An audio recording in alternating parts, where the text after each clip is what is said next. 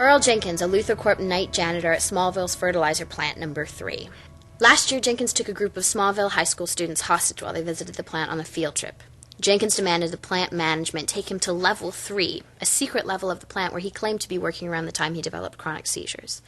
Once the hostage crisis ended, Luther Corp paid for Jenkins to be sent to Metropolis for medical observation, where he died 6 months ago. But as Earl's widow, Belinda, can tell you, Earl's story didn't end in Metropolis. Earl came home one morning. He worked nights. He was shaking.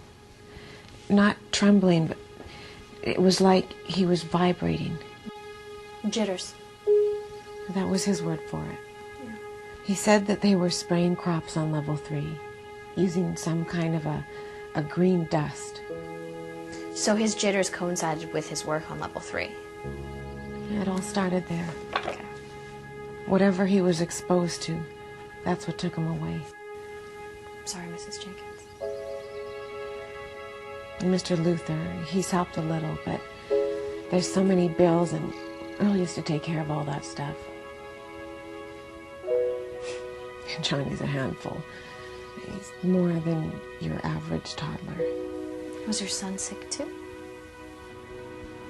Not sick exactly, but different. The doctors don't know what to make of it.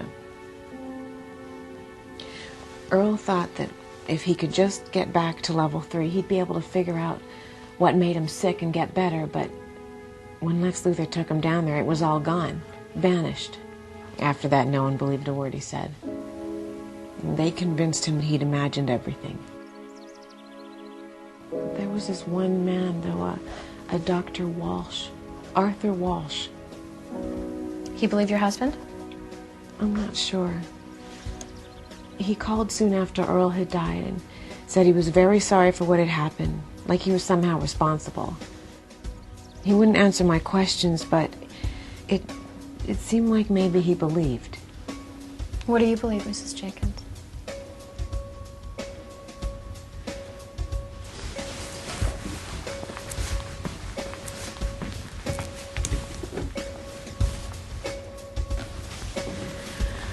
These are the shoes that Earl wore to work during those 8 weeks he slept level 3. My husband was not crazy. Can we be sure to get a shot of this, please?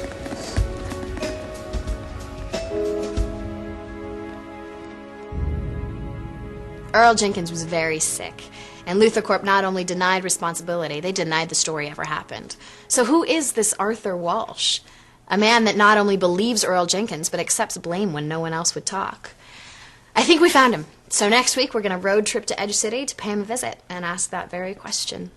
See you next week.